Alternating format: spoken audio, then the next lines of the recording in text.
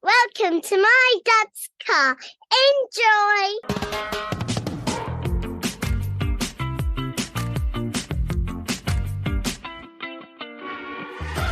Welcome to My Dad's Car, a podcast discussing our personal relationship with automotive nostalgia. And you know what? It doesn't even have to be about your dad's car.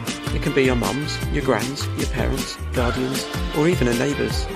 If it made an impression, let's talk about it.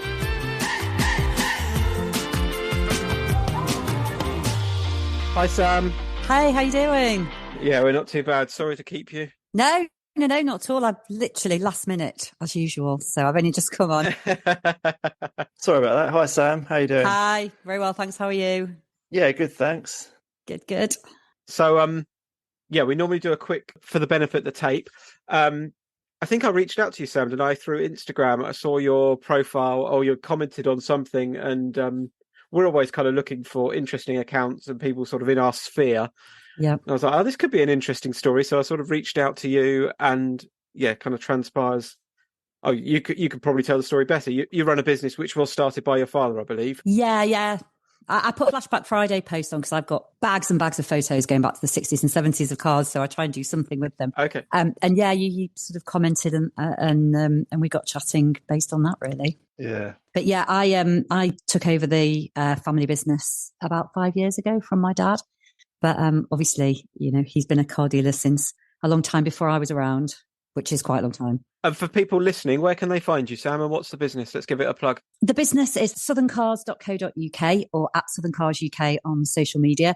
And that's because my dad in the 80s and 90s had a showroom in Manchester, in the southern part of Manchester. Okay. Where a lot of the businesses are called Southern, whatever. So although we are in Manchester or Cheshire, we are called Southern Cars. But yeah, give me a follow or go and have a look on the website, and some interesting stuff on there, hopefully, for you. Yeah, open your wallets. Yeah. Well, yeah, I mean, I was going to skirt around that, but yeah. Let's jump in. So, we start this with the same question, really. What's your earliest motoring memory? I grew up with them. I don't have a car or a particular memory. They were just part of our lives, basically. For as long as I can remember, we couldn't all be out the house at the same time in case the phone rang because there'd be an add-in. And, there's always a car-related story. I came from hospital in a Lagonda 3-litre. What sort of era is that? 30s? 40s? No, that would have been probably 50s. Okay. Or 40s, 50s. I think Prince Charles had one from memory. Yeah, beautiful cars. And it sounds really flash, but the reality was a typical sort of motor trade story that my mum was sort of sat in the passenger seat with me as a newborn with no seatbelts on, and the passenger seat not actually bolted into the car. So every time my dad braked, she'd sort of have one hand on the dash and one hand holding me, and every time it shoot back a little bit. Yeah. But yeah, it will have picked her up in it because it was sold, or he just picked it up from the body shop, and they haven't bolted the seat in. There will be no fanfare or ceremony. It just will have literally been. He was running it for some reason at the time, and me needed picking up from hospital. But the cars, we just completely took them for granted. They were just there. They were part of, it's a family business. And everybody mucked in. And, I've got pictures of like a Miura and a 275 GTB, and with the washing line in the background, and mine and my brother's bikes in the driveway. They were just, because we'd have a punter coming to see it, so my mum will have been tea-cutting it all day. But so, we always had a pitch, and then the good stuff was always at home. So it was always a bit running backwards and forwards. If, the phone went, somebody wanted to see a car. Yeah. My dad would phone my mum and say, you need to get it ready. And she'd be like rolling the sleeves. A lot of people forget the car dealers' wives sort of had a lot to do with what went on in the sort of 60s, 70s, 80s as well. But my dad only had one car all my life that wasn't for sale. So I suppose that's the one for me that I have the most memories with, just because it was the one that was there for the longest. And that was a gorgeous Cloud 3 Continental drophead Chinese eye. And that was the one we went to France in it every year. We went for Sunday lunch in it. And that was kind of the one that was part of the family, I think, is the best way to describe it. And so we'd waft down to the south of France every year with me and my brother in the back with obviously no seatbelts or anything like that. And really cool memories of that. We came back once and the alternator were packed in. So the guys at the ferry were brilliant. They let us get on last, so we were off first and we were allowed to leave it running. And there's always a story, it's that, like I say, it sounds really flash, but there's always a story behind it. Yeah. And we actually emigrated when I think was 9. And that was why we sold it. And I sort of cheerfully waved the family and the friends off and broke my heart when that sold and went driving up the path. The cars really were sort of big sort of part of our childhood, really, I suppose. It's unusual for car dealers to not sort of allow anything to be sold. Isn't there some sort of saying like everything's for sale or Everything's for sale? Nothing's not for sale. Yeah. Cloud 3 was the only one that, I mean, don't get me wrong, I'm sure if someone had offered him daft money, but it was never, Yeah. it was never advertised. That was kind of his one pride and joy. And he did have another one later on, sort of in the 80s, but I don't think there was never the sentimental attachment to that one that there was to the one that we had in the 70s. And he always, from the 80s onwards, he tended to waft around in things like Camargues, but they were always advertised, they were always for sale. The cars he was using as his own, they were always sort of slightly transient in that they were always advertised. You know, someone came along and you know, everything was for sale. But I mean, he was a dealer, so with cars, bikes, boats, paintings, jewellery, watches. And he'd swap one for the other, you know, we'd end up getting, you know, a house in exchange for a car. And so it was a proper dealing time, especially I think, you know, the motor trade was sort of particularly colourful back in those days as well. But yeah, we just took it for granted. It was just what went on. Proper Arthur Daly, by the sounds of it. Well, no, I know. I don't like the Arthur Daly. Not in terms of being dodgy, but in terms of fingers in lots of pies. Well, no, just in times of, you know, that's how you earn a living, and lots of us still do, where, you know, if you get an offer of something in where there's going to be profit in it, you won't say no to it. Yeah, of course. It's all about sort of, making a living at the end of the day. So you've taken over the business. You kind of hinted when we were chatting before, your dad advised you against this, didn't he? Oh, yeah, we've got a really long on-running family joke. So when I left school at 16, sort of all excited, you know, I've been washing the bloody things since I was 5. I'm all ready to join the business. And my dad said, no, I want you to go to college for 2 years, do business studies, do something useful, accounting, business studies, something like that's going to sort of give you a bit more of a grounding. So I went off to college for 2 years, did business studies, and then sort of came back again. Right, I'm here now, ready to go full time. And he told me it was no game for a bird. Oh, initially he said, I don't really need a secretary at the moment.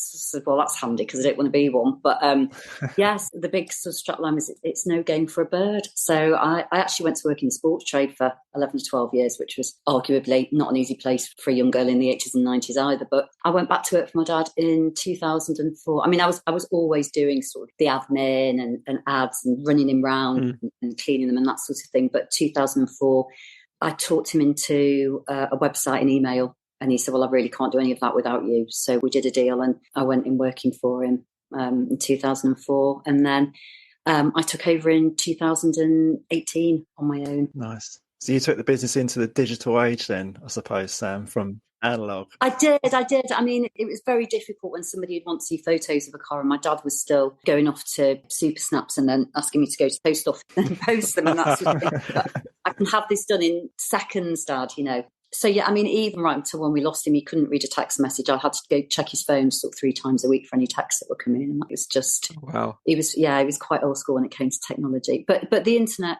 we started the website in 2004 and that kind of really drove the business forward for us. Yeah.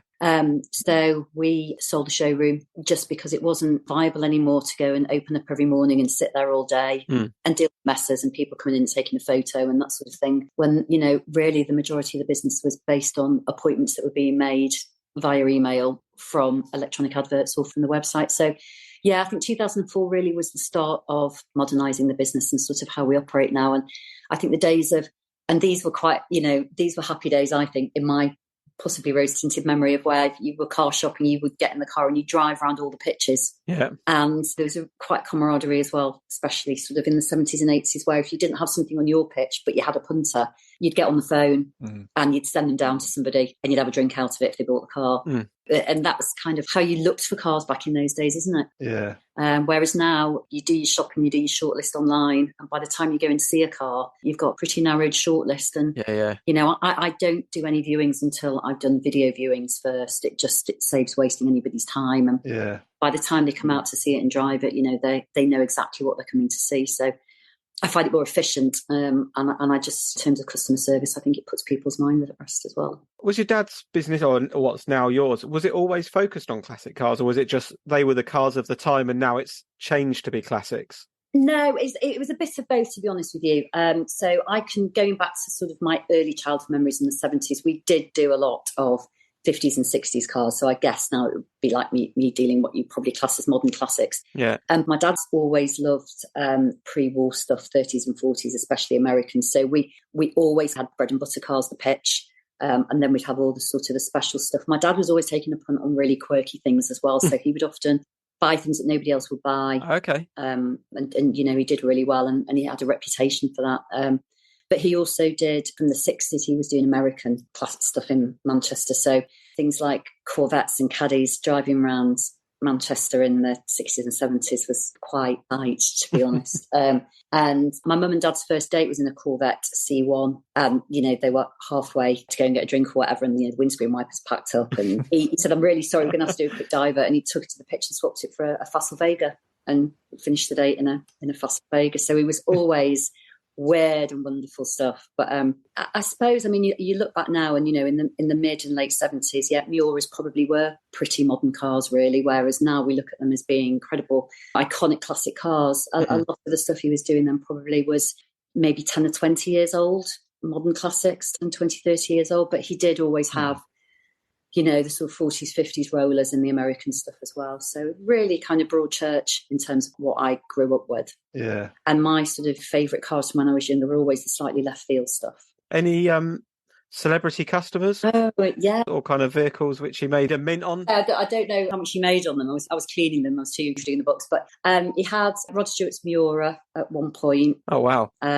He did quite a lot with Sir Alfred McAlpine, who owned the construction firm. Okay. Oliver Reed, he bought and sold with quite a few times. And he just used to say, "Come round and go around the back and see what you want and make me an offer." Apparently really easy bloke to deal with.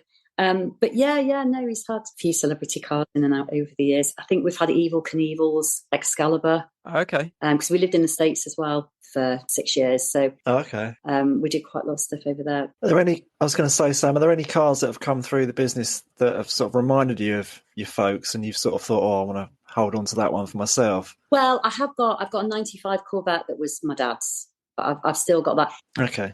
Anything sort of 50s, 60s American stuff is always very much my dad. And any sort of pre-Shadow Rolls, so sort of from Cloud 3s backwards, always remind me very much of my dad. It's just anything weird and wonderful. Well, and I look and think, he would have had a punt at that, But we probably for the past 10 or 15 years, we've had some sort of quite heated debates about moving the business more into the 70s and 80s stuff, the sub 30 grand market, where it's a bit more buoyant and a bit more commercial. Of course, my dad was semi-retired, still 3 or 4 big cars a year. He was happy.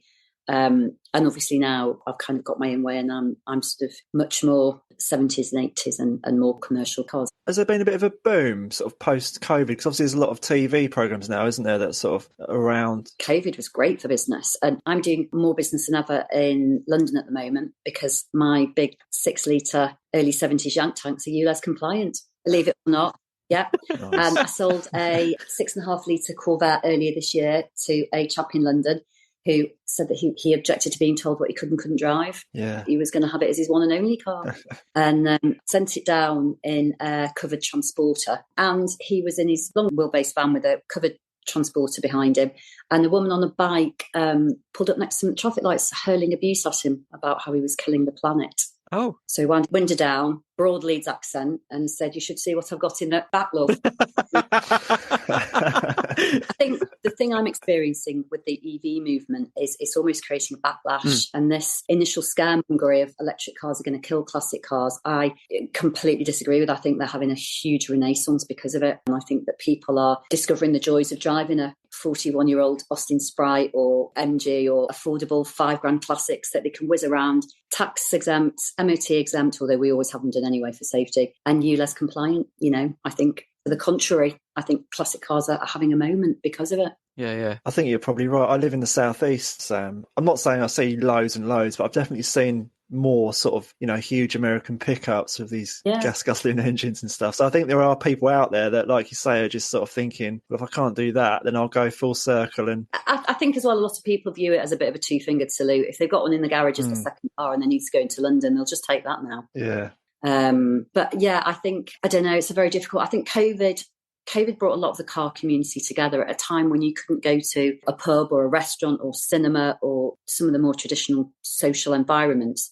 The fact you could all sort of meet up on the roundabout and go for a drive out for the day without sort of flouncing any rules. It was for a lot of people, it was that only sort of social interaction, and you know, a lot of car meets and cars and coffee and car clubs that were popular before anyway. They were a bit of a lifeline, I think, for a lot of people.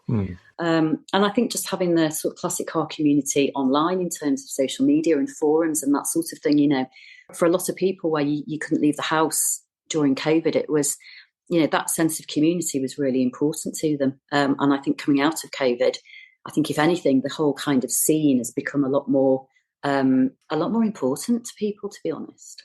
I run a Porsche club, which I started during COVID, actually. Well, there you go. You see, case in point. Our first event was, I think you could meet 6 people or something could meet up outside. And basically we went to a public car park where you had to buy a ticket to be there. And the rule was don't hug anyone.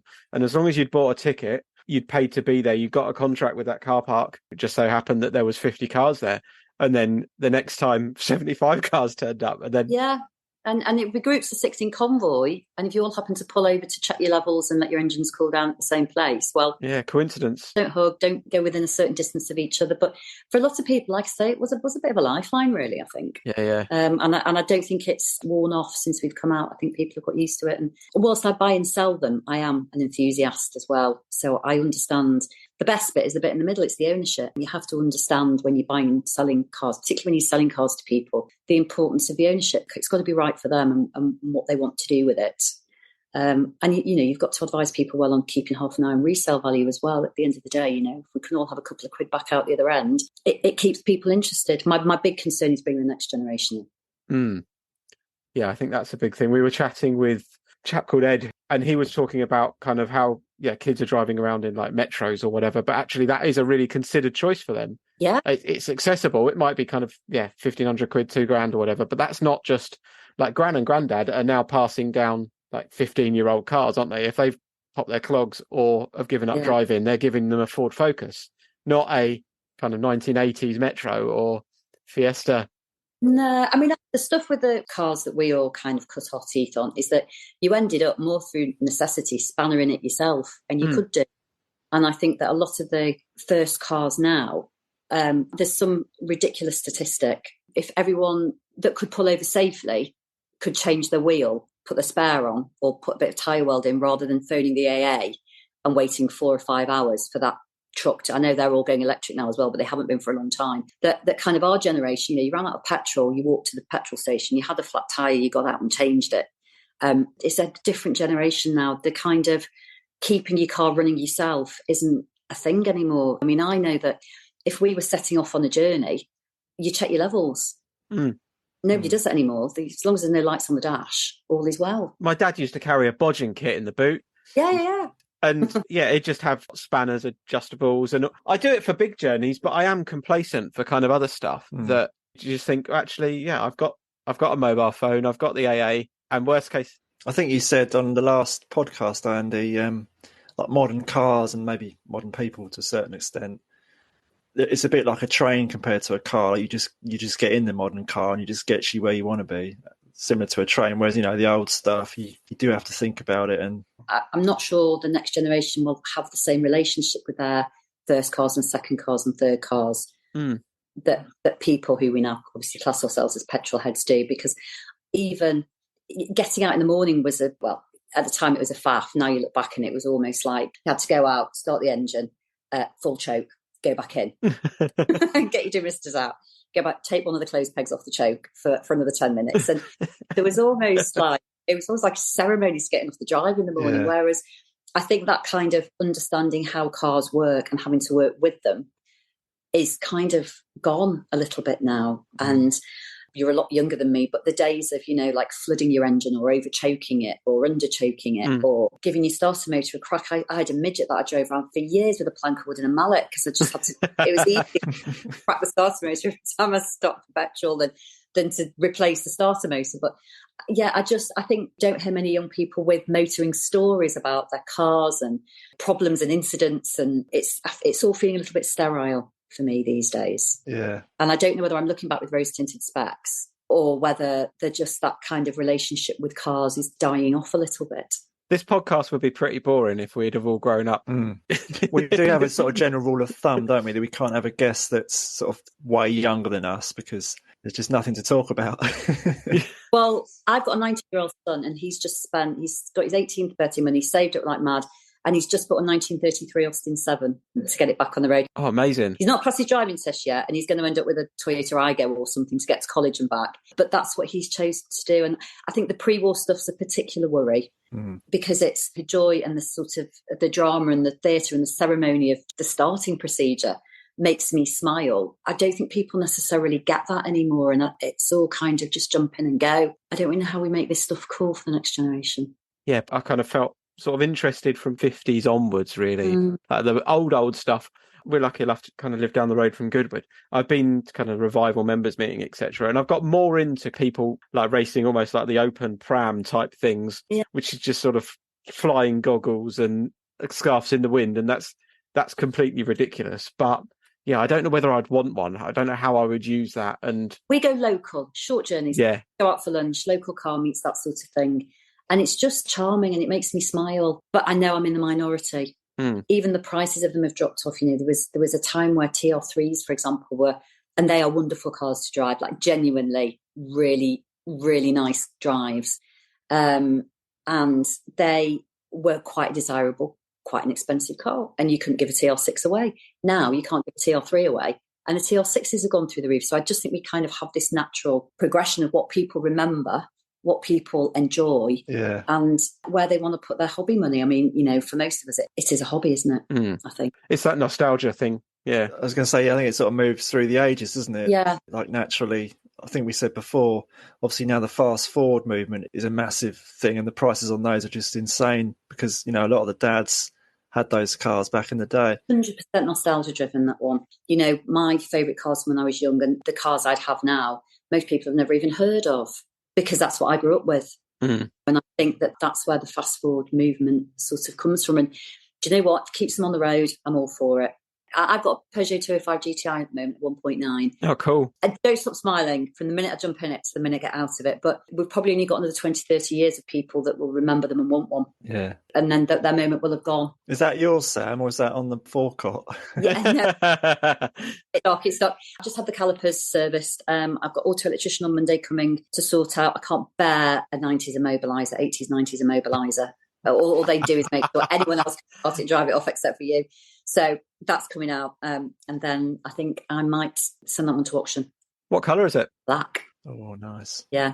Now, I actually prefer to drive. I'd rather throw a 1.6 round, but the 1.9s are where the value is at the moment.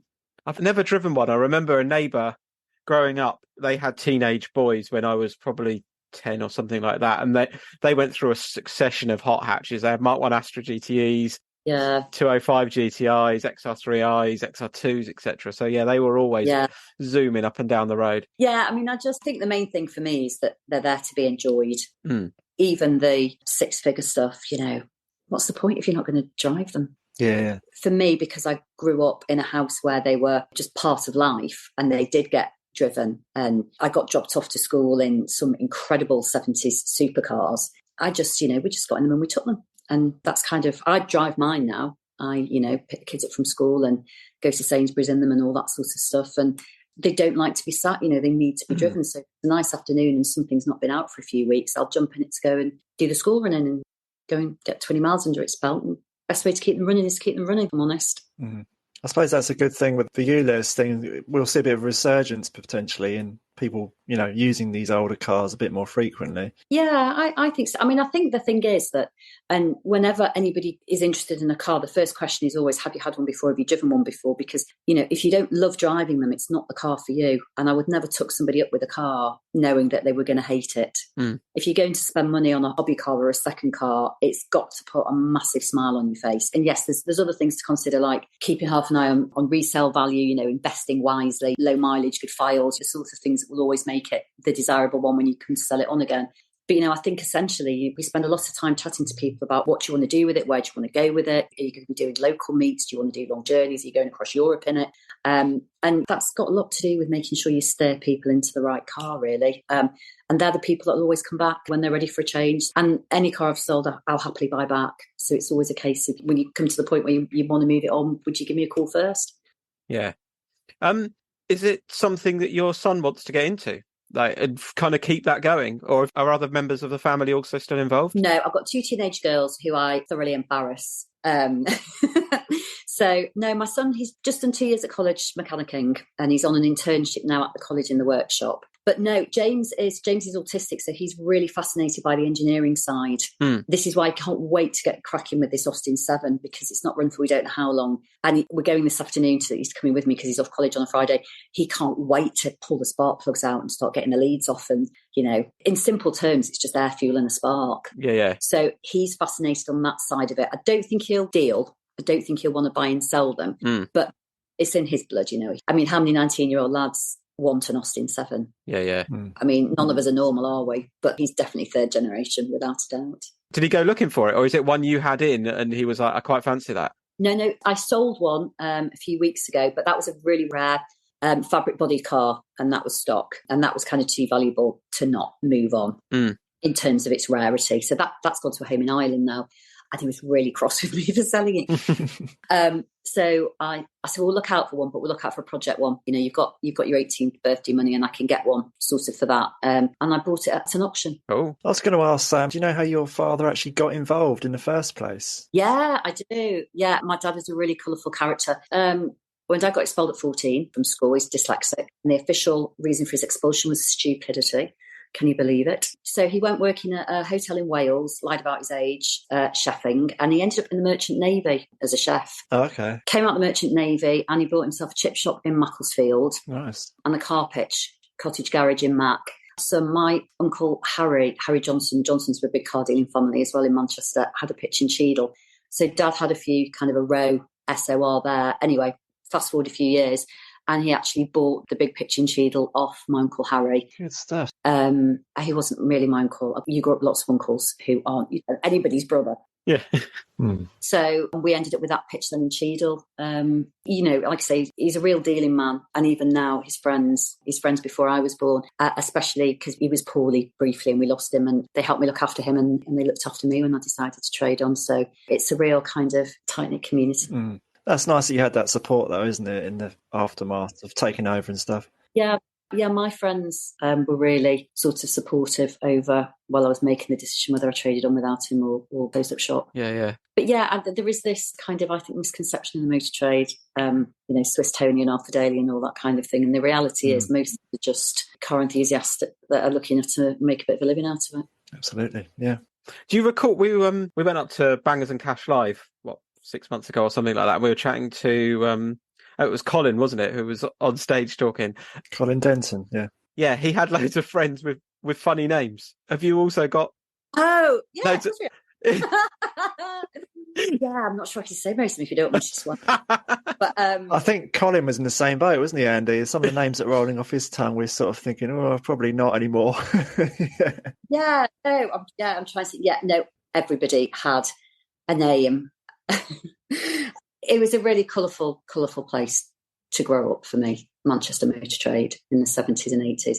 I love the fact you talk so fondly about it, almost in the way that they kind of talk back about Liverpool when the Beatles were coming out, and I guess Manchester, like Stone Roses, Oasis, or Hacienda, or whatever. Yeah, I mean, I wouldn't swap being young for anything. I loved being the age I am and the age I grew up in. But I mean, I was a real daddy's girl anyway. So even going back to when I was like 4 and 5, my dad would always take me to the pitch on a Saturday with him. My brother would stay at home and bake with my mum. One Christmas, my brother got a motorbike, a little Italjet, and I got a rocking horse, and by Boxing Day we'd swapped. He was really trying to make my brother the next car dealer, but it just wasn't out. My brother is a big car nut, though, to be fair. Okay. Like I say, always have a bucket and sponge. We started off, it was a caravan, and it was a static caravan, and we built a brick office, and it was always dad's friends in a fog of cigar smoke and, really hard-working blokes, but a bit of a community spirit. A lot of them, obviously, were around for a long time. I knew most of my life, and thankfully some of them still are. Yeah, it was a great time. He used to take me to the auctions, and kids weren't allowed on the trade-only auctions back in those days. He'd take me because he took me everywhere, and I'd sit in the office with the secretaries with a bag of sweets while he was on the floor, and then he'd come and pick me up afterwards. So it was, I mean, when I say I grew up in it, I really did. What age were you driving? Did he teach you to drive young as well? Well, yes, I was thinking about this, about things you might ask me. And my first memory of driving is that Cloud 3 Continental sat on my dad's knee. Oh, nice. And yeah, we used to sit on his knee and do all sorts. But yeah, I mean, the rollers were a dead easy one. But yeah, no, I learned to drive quite young because we moved to the States when I was 9. Okay. So sort of 14, and you got your provisional. So I actually learned how to drive in a left-hand drive, in a Trans Am. Good stuff. And, you know, I think one thing about being a dealer, and especially because I do American stuff as well, is you just get used to sort of jumping in anything, even like the pre-war stuff. You enjoy driving all sorts of different things. Was he still trading over here when you were in the States, or was that kind of he moved the business there and then? Well, we were always importing and exporting with the States anyway. And Dad was always a boat dealer here, but mostly over there. So we've spent a lot of time in the States beforehand. And to be honest, we had towards the end of the 70s, things like VAT, rules for traders and super tax were just crippling a lot of people. And there's quite a few people from the motor trade that went to live in Fort Lauderdale in South Florida. And we were 3 rows down from Paul Phillips and his family, who was another Manchester motor trader. So I went to school in Florida with Gary Phillips, who we moved within a month of each other. You know, there were quite a few people that did that just because you got to keep more of what you earned. Yeah. And my dad liked the sun. It was a nicer way of life. And there was no language barrier. It was an easy choice, really. And then we came back here in the mid-80s. But he was always backwards and forwards. He'd always kept his hand in. Did he have a dream car? I guess that might be the roller, was it? Or was there one which he kind of aspired to? If he wanted one, he bought one. I think that's the lovely thing about being in the trade. But the Rolls, the Cloud 3, he hung onto that for a long time. And one Christmas Eve, my mum, lastminute.com as usual, Christmas Eve, dropping all the presents off for all the cousins and that sort of thing, whacked it, column change, gear stick, into what she thought was reverse, put a foot down and went forwards, straight into the garage door with a Merc Gullwing on the other side. And he didn't speak to her till Easter. Oh my God. I know. The Merc was fine. The Rolls was a mess, but he was more pissed off about the garage door because the garage door had cost more than the Merc Gullwing. And you think back now and you think, God, you know, driving a Cloud 3 into a garage door with a Merc Gullwing on the other side. But at the time, it was just... How are the values on those two vehicles now? The Gullwing is obviously astronomical, I imagine. Yeah. A Cloud 3... Bit more than a garage door. Still 6 figures, not as many as a Gullwing. Okay. Yeah, considerably more than a steel garage door. But yeah, no, I mean, it's my favourite car from when I was young, other than the one we kept, is I've got a real thing about AC 428s. Nobody's ever heard of them, so don't worry if you've not. They made a handful of them. And they were basically, AC wanted to make a luxury Cobra, a GT, basically. So they made the 48 with this big, I think it's 7-litre V8 American engine in it. But it's through bodied, so it's just a really pretty Italian car with a massive, great big American V8 in it. And over the years, there were 2 of them that we had. We had them both when we lived over here when I was little. And that's the first car he came home in that I just completely fell in love with. We had a red one and a black one, and obviously just sold them both. And when we were in the States a few years later, it came up advertised over there. One of them was in the States. So we bought it back. Okay. And had it for a little bit and sold it again. And then he came back here and it was advertised in the States. So we bought it, and I remember going to Liverpool Docks to pick it up. And then the other one came up for sale a few years ago when we had that one back as well. So I think they only ever made about 29 convertibles, and we've had 2 of them twice. Jeez. Yo-yo. Like homing pigeons. I know. Because nobody else would buy them, or they wouldn't in the 70s. That's why my dad would take a punt on them. Like I say, it's just the stuff you take for granted that was just part of everyday life. Now dealing in 10 grand 205 GTIs, it just seems crazy. But I suppose back in those days, that's what those cars were. If you got a phone call tomorrow with someone saying, I've got 6 of something, what would you want it to be? Like, I guess, realistically, what are the people phoning you asking for? Like, I've got 6 GT40s and I want £1 each for them. Like, that would be a lovely phone call. But but and then I'd wake up. Yeah. But what are you kind of getting asked for? Is it the 205 GTI? Is that kind of the hot ticket? I think not in terms of level of value, but in terms of desirability. I think things like Mark II Golfs, 205 GTIs, Renault 5s, that kind of thing. We lost so many cool cars to the scrappage scheme. So many modern classics. And yeah, I feel a bit sick. I thought it might be happening again, to be honest with you. And I bid on a car at an auction 2 weeks ago, and it's a Fiat X19. Oh, wow. And the bloke out to swap it in on the scrappage scheme. And the bloke at the garage said, let me give you a number of a mate of mine that's got a classic car auction house. And how many cars are going to go again? Yeah. You know, it's upsetting and it makes me furious, if I'm honest. But I don't understand what sits behind it, getting rid of all these cars. It doesn't make any sense on any level. And it's so bizarre how we have this thing about how cars resonate and music. Certain cars I associate with certain music, depending on where I was at the time, and smells. I was listening back to one of your podcasts where the car that smelled like fags, and you could smell like fags, some were cigars, some were pipe smoke. And you associated, you know, music and smells and cars. And I think the modern cars are so sterile now. You don't get that emotional kick with them, I don't think, or I don't anyway. It's a bit like opening the door to a Premier Inn, isn't it? Everyone is basically the same. Yeah. Although, and the weird thing, my first car was a Citroen GCV, and my dad gave me the keys and said, if you can learn to drive that, you can drive anything. And he probably wasn't wrong, but I got one in 3 weeks ago, and I opened the door and it smelled like mine. And probably stale fags, actually, but it's just, they bring so many memories back, cars, you know. And I think, especially if you've grown up with them, every point in your life has a marker, and you associate everything with a particular car.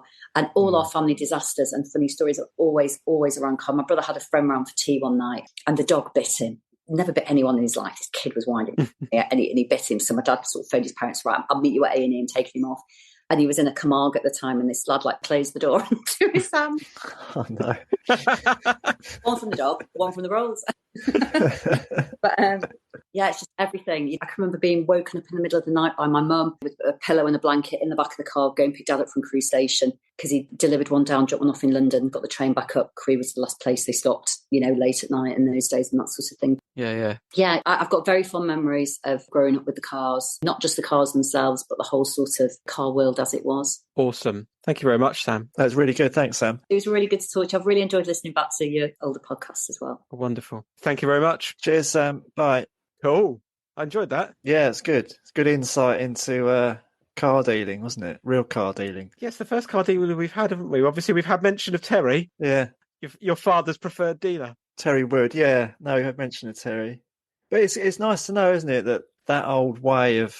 I think Sam very much leans into sort of the old style of dealership, essentially, with the sort of personal touch and not just selling anything to anyone. It's nice to know it's still going on, really. And swapping it for something else, a horse or a house or watch, whatever it is going. Yeah, we can do a deal. We could, yeah. I don't know whether she mentioned horse. That just came to my... Handful of beans. Yeah. So, I found that really enjoyable. And I think the people who listen actually will find it kind of interesting. Yeah. I guess reconfirming what kind of many of us beliefs about ULEZ and the potential that the older classics will die out because there's less sort of following for pre-war stuff and that sort of thing. Yeah. I was thinking as she was sort of saying that, you know, we've had a lot of people now sort of the same thought about the whole thing. It'd be good to find someone that maybe supports it and hear the argument, if there is someone. I was going to say it might be a decent bonus episode for us at some point, but I've put the Beamer on the market. Oh, really? Yeah, just because. Well, I won't go into it too much, but I mean, it's just sitting there, isn't it? And exactly like Sam said, it needs to be used, and it's not being used, so it's a waste of a good car at the end of the day. So you'll then have to speak to her about just a nice little run around. Yeah, exactly. Yeah. See if she can sell me something that's 50 years old and annoys the locals. Yeah. Okay. Thank you very much, John. Pleasure. Wrap it up. Roll the credits. Thank you for listening to My Dad's Car. I hope you enjoyed the show. Please support us. Buy us a coffee and subscribe. And tell all your friends.